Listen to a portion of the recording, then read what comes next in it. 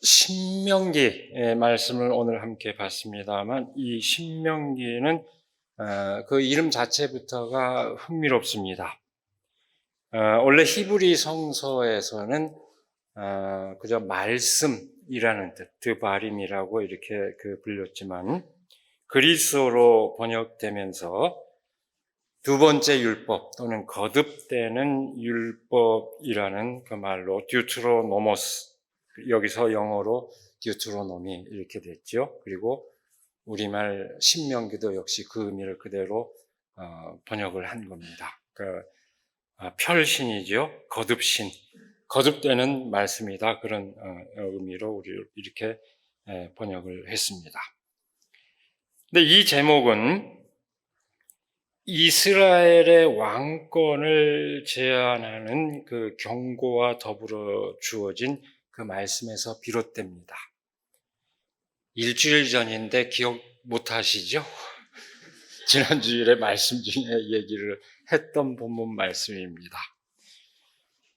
왕위에 오른 사람은 레위 사람 제사장 앞에 보관되어 있는 이 율법책을 두루마리에 옮겨 적어 평생 자기 옆에 두고 읽으면서 자기를 택하신 주 하나님 경외하기를 배우며 이 율법의 모든 말씀과 규례를 성심껏 어김없이 지켜야 합니다.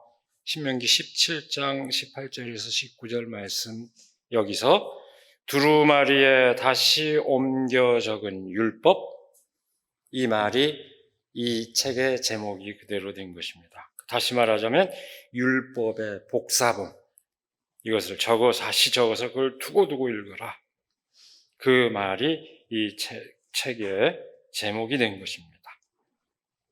달리 얘기하면 이스라엘의 왕도를 일깨워주는, 모세가 주는 말씀으로서 혹 백성이 왕을 원하거든 그 왕은 이래야 한다라고 얘기했던 바로 그 대목, 그 말씀 한가운데 나오는 말씀입니다. 다시 한번 환기합니다마는 그 왕도의 요체가 무엇이었을까요?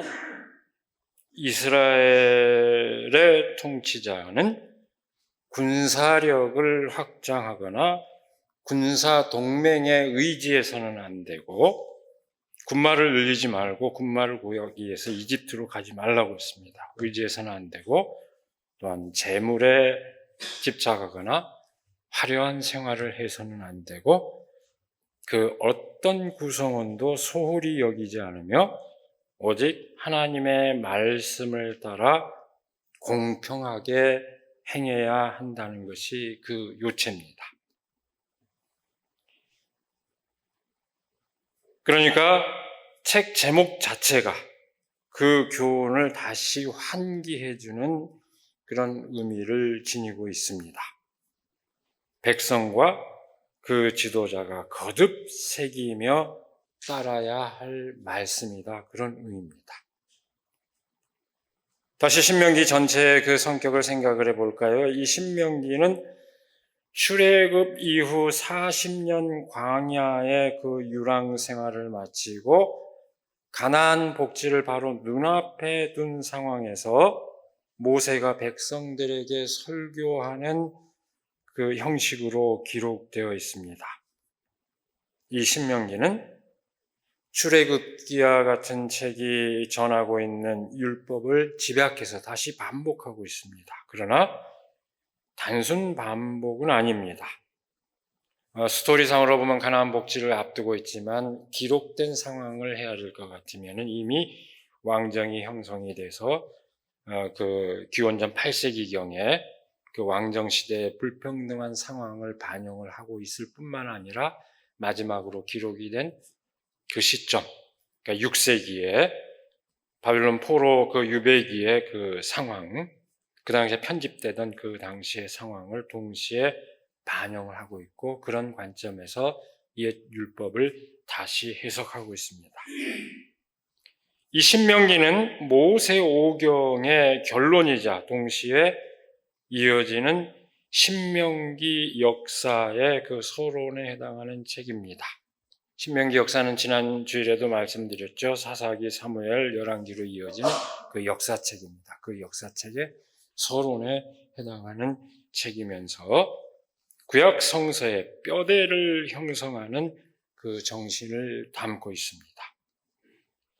한 분 하나님에 대한 신실한 믿음을 강조하는 내용이 무엇보다도 두드러지고 그 믿음을 구체화하는 것으로서 출애굽 이래 강조되어 온 이웃사랑과 사회 정의의 실현을 직결시키고 있습니다.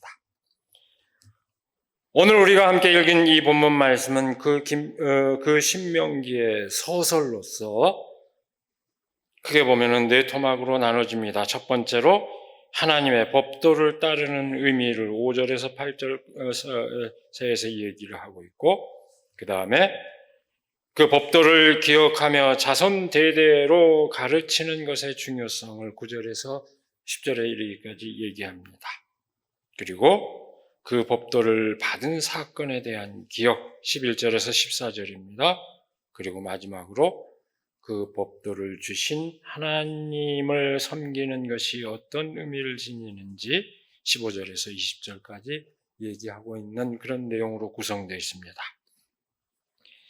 첫 번째, 하나님의 법도를 따르는 의미가 무엇일까요?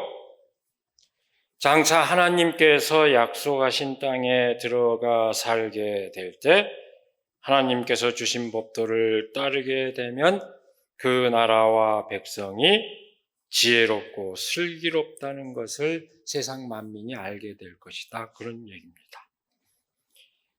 그렇게 인정받고 칭송받는 것은 그 나라가 공의로운 법도를 따르기 때문입니다. 다른 이유가 아닙니다. 정의로운 그 법을 따르기 때문입니다.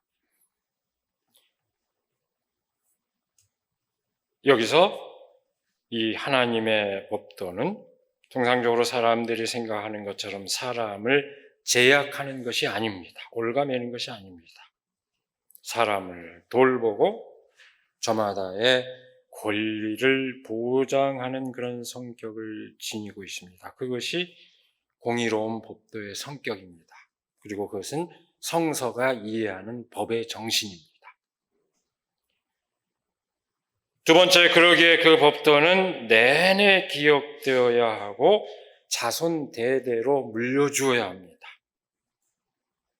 이 대목에서 말씀은 저마다 목격하고 경험한 것을 잊지 말라고 당부함으로써 그 법도가 특별한 역사의 그 배경을 갖고 있다는 것을 환기해 줍니다. 출애굽 사건이 그 배경입니다. 이집트에서 탈출해온 사건이 그 배경입니다. 따라서 법도를 기억하고 지킬 뿐 아니라 후손에게 물려주는 것은 그 역사적 사건을 환기하는 가운데 법도의 의미를 따르는 것입니다. 우리나라 대한민국 헌법에 3.1운동과 4.19가 그 전문에 기록되어 있는 것과 같은 똑같은 그런 형식입니다. 그 사건을 기억하면서 그 정신의 의미를 이어받아라, 그런 얘기입니다. 세 번째, 그 법도를 받게 된 사건은 그 사건을 더욱더 분명하게 세 번째 대목에서 언급하고 있습니다. 출애굽의 여정 가운데 시내산에서 십계명을 받은 그 일을 환기하고 있습니다. 율법의 요체, 법도의 요체가 바로 그 안에 담겨 있다는 이야기입니다. 여러분, 십계명은 단순한 금기가 아닙니다. 그것은 해방된 자유민이 그 자유를 누리기 위해서 지켜야 할 규범입니다. 그 규범은 그야말로 상호관계를 규정하는 그런 성격을 갖고 있습니다. 그 상호관계가 뭘까요? 하나님과 사람 사이의 관계, 하나님과 자연 또는 물질과의 관계, 그리고 사람과 사람 사이의 그 관계를 규정하는 그런 성격을 갖고 있습니다. 그 사이를 이렇게 할 때 너희의 자유가 지켜진다. 하나님의 백성으로서 온전해진다. 그러니까 사람을 제약하는 것이 아니라 서로 돌보고 서로 권리를 보장하는 것이 어떤 관계 속에서 가능한 것인지를 일깨워주는 공의로운 규범의 성격을 갖고 있습니다. 그것이 십계명의 정신이요 율법의 정신입니다. 네 번째로 오늘 본문 말씀은 그 법도를 주신 하나님을 섬기는 것이 어떤 의미를 지니는지 일깨워줍니다. 십계명의 첫머리에 해당하는 말씀으로서 이 대목에서 그 의의가 더더욱 강조되고 있습니다. 그 어떤 형상과도 동일시되지 않고 오로지 말씀으로 백성들을 일깨워 주신 하나님이기에 그 어떤 형상이든 섬겨서는 안 된다는 것이 마지막 말씀의 요체입니다. 오로지 그 말씀을 온전히 따름으로써만 하나님을 온전히 섬길 수 있다는 그 진실을 일깨워주고 있습니다. 이 대목에서도 특별한 역사적 사건이 환기되고 있습니다. 바로 그 똑같은 사건입니다. 당신들은 주님께서 용광로와 같은 이집트에서 건져내셔서 오늘 이렇게 자기의 소유로 삼으신 백성입니다. 억압으로부터 해방하여 주신 하나님을 섬기는 것은 다시는 그 억압의 굴레, 종의 멍에를 매지 않는 것을 뜻합니다. 서로를 존중하고 저마다의 권리를 인정하는 공의로운 법도를 따름으로써 그것이 가능하다는 것을 이 말씀은 다시금 일깨워줍니다. 줄여서 얘기하자면 오늘 본문 말씀은 억압으로부터 해방된 사건을 기억하며 다시는 그 억압의 굴레를 매는 일이 없도록 오직 신실하게 하나님의 법도를 따르라는 것으로 집약됩니다. 그 진실을 마음 깊이 새기고 자손 대대로 전하라는 것입니다. 그때 그 나라와 민족이 지혜롭고 슬기롭다고 인정받을 것이라고 합니다. 그 인정, 그리고 그로부터 비롯되는 자긍심의 진정한 근거는 다른 어떤 것이 아니라 공의로운 하나님의 법도를 따르는 데 있습니다.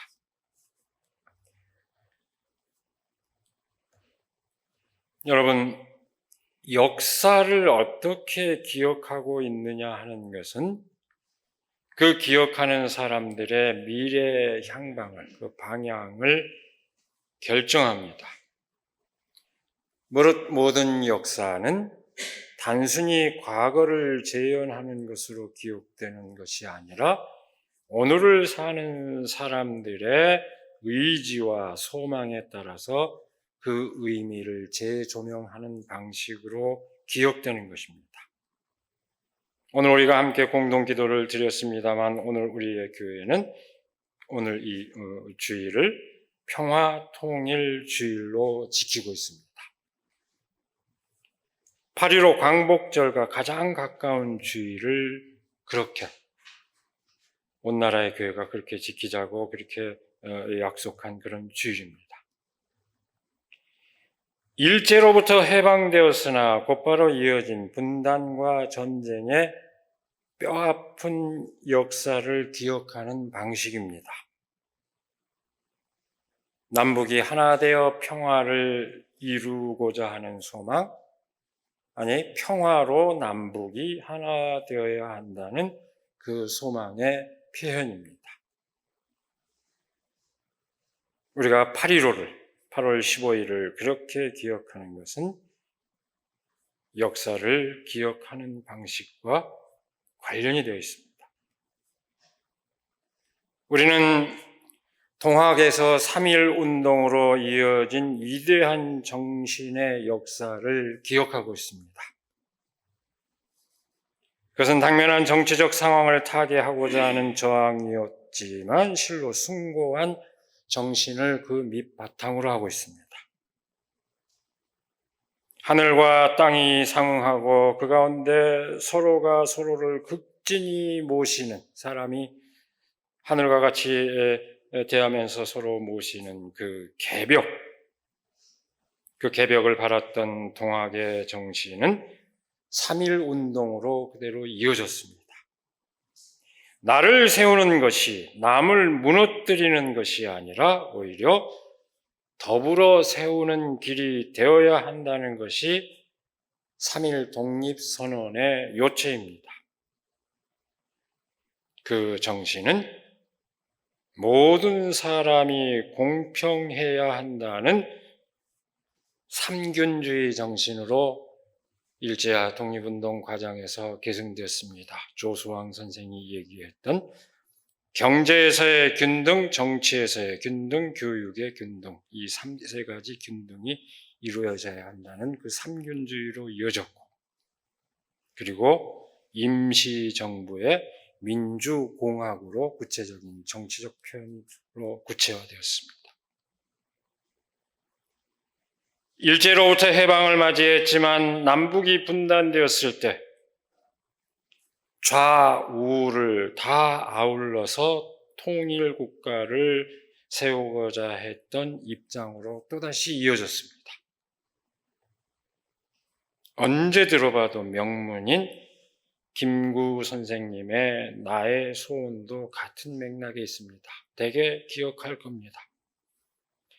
부력이나 강력, 심지어는 뭐죠? 부력이라는 건 경제력입니다. 강력은 군사력입니다.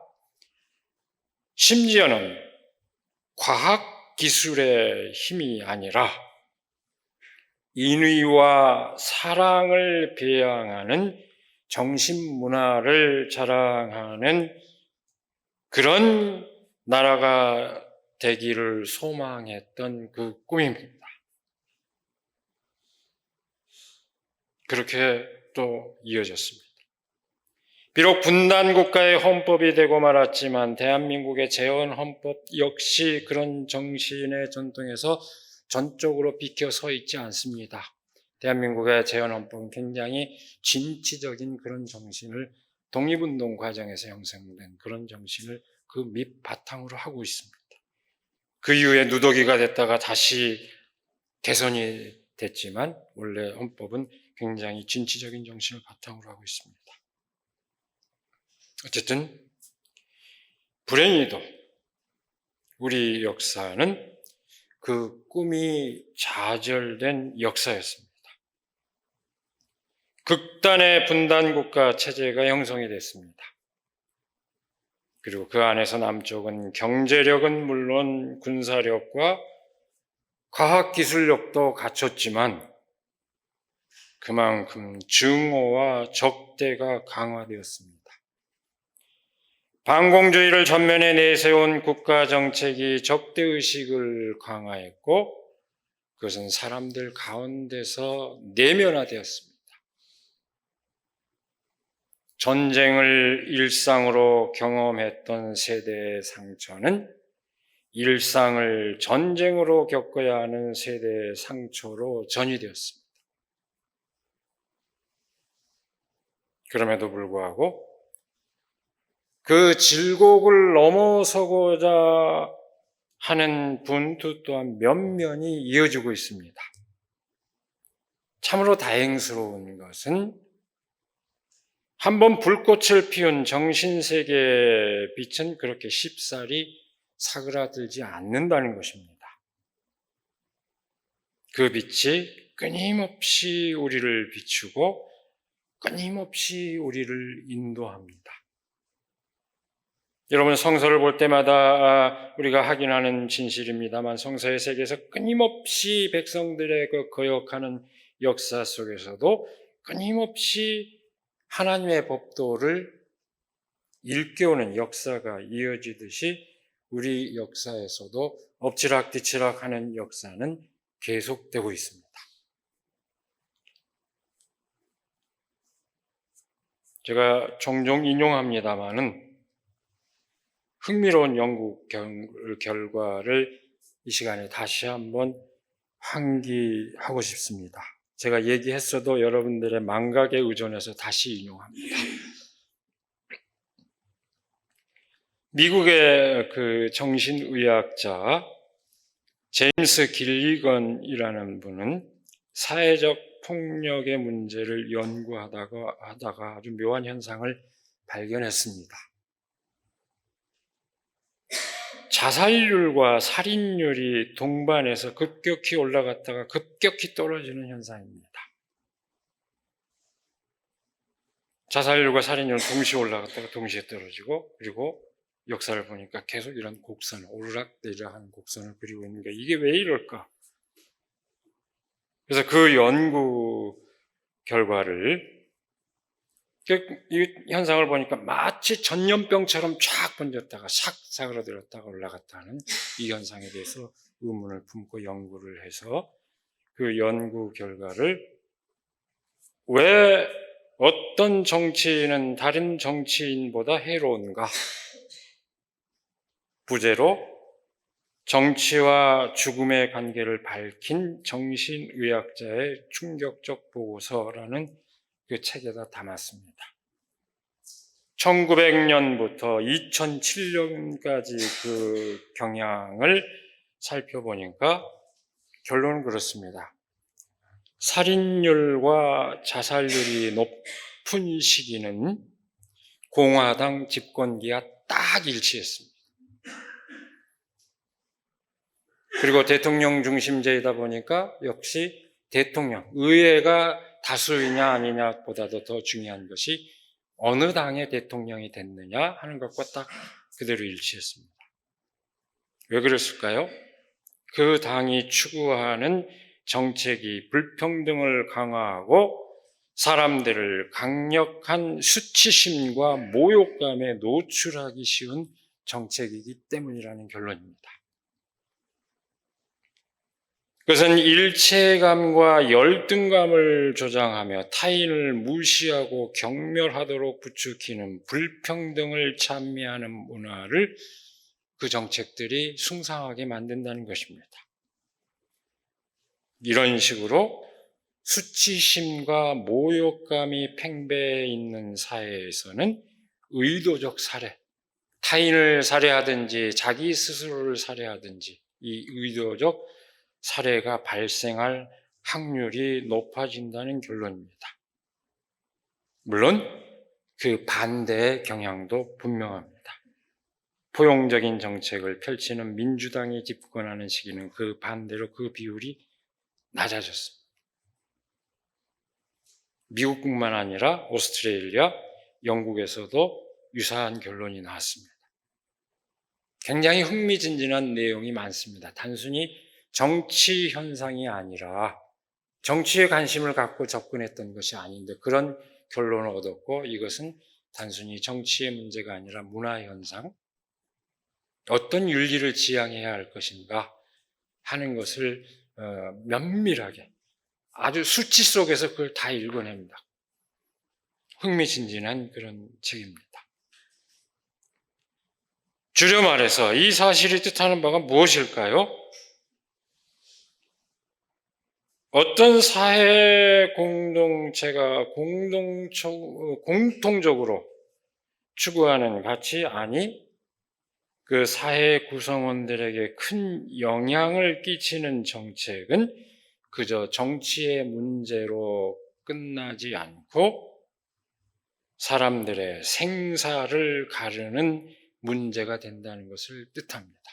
삶과 죽음의 갈림길을 만들어내는 그런 문제라는 것입니다. 지금 우리 사회의 현상을 보면 금방 알 수 있습니다.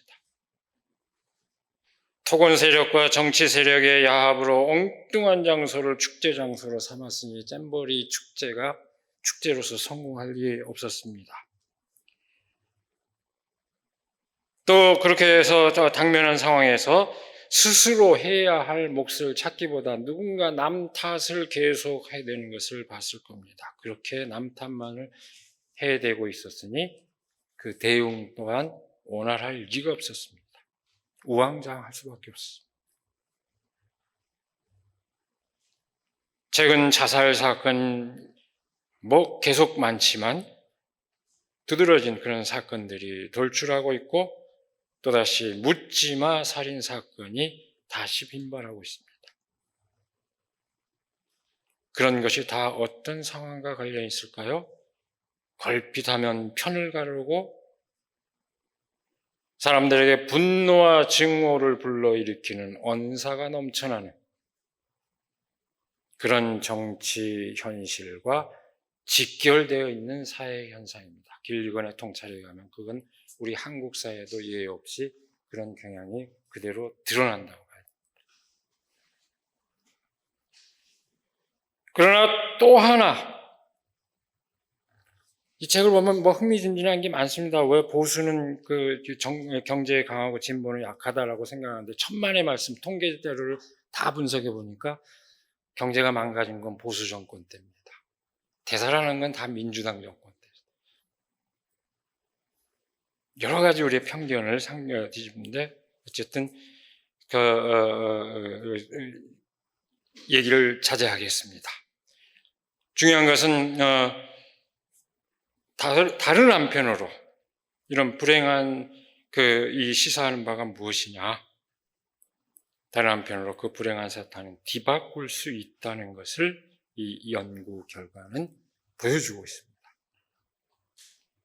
서로를 존중하고 배려하는 태도를 고양하는 규범과 정책이 권장되고 그런 정책을 표방하는 정치 세력이 지지를 받을 때 더 나은 사회로 한 걸음 내디딜 수 있습니다. 서양 속담에 아주 흥미로운 속담이 있죠. 칠면조가 성탄절을 기다린다. 자기 죽는 줄도 모르고 성탄절을 설레는 마음으로 기다린다는 그런 얘기입니다. 유권자들, 투표하는 사람들의 심리가 똑같다는 거예요.